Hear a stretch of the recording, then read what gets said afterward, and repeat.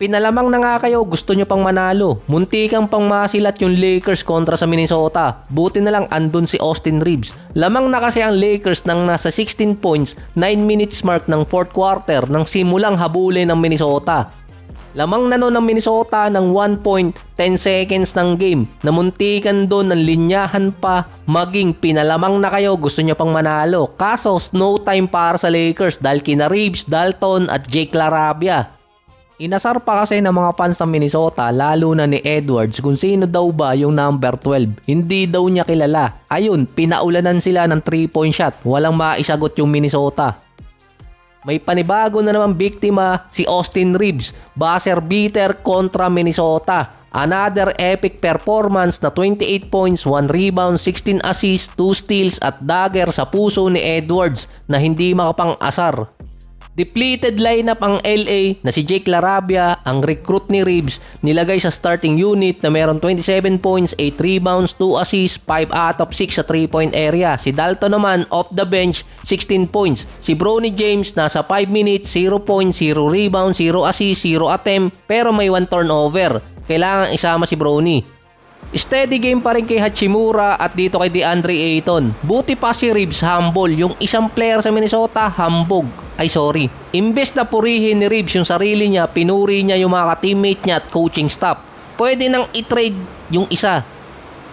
Ay teka, kaya na kasing bumuhat ni Austin Reeves sa regular season, wag lang sa playoffs, malayo pa naman. Pinatahimik din ni Reeves yung mga retired player na nagsasabing hindi siya yung best third option ng isang team. Yung mga fans, wala na tayong magagawa sa mga blunder na yan.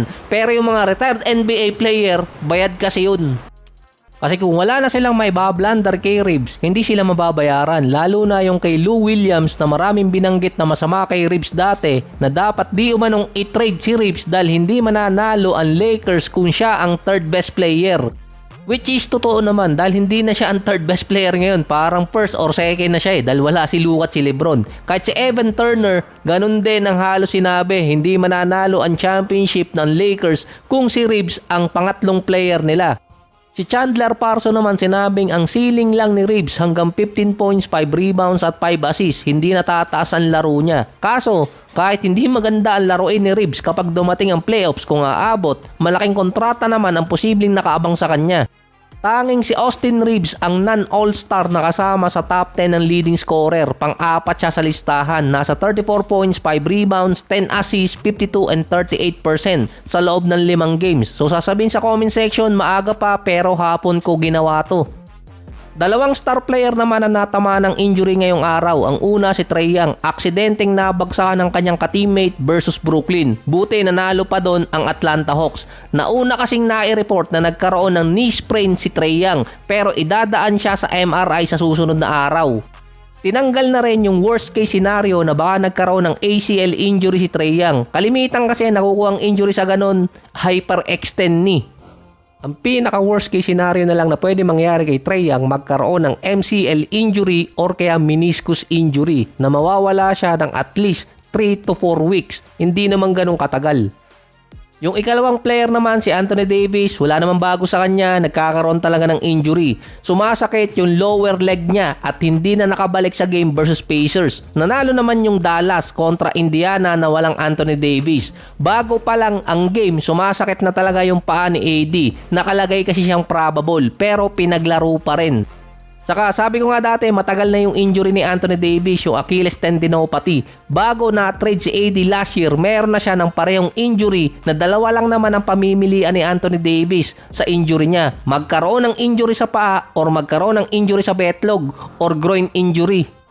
Merong mga fans online, lalo na sa Twitterverse, ang nagtatanong sa mga sportsbook kung ibovoid ba nila yung mga taya kay Anthony Davis dahil nakalaro lang si AD ng 7 minutes. Mainit pa sa mata ng mga fans yung mga player ngayon na nagkakaroon agad ng injury, lalo na sa issue pa ni Terry Rozier.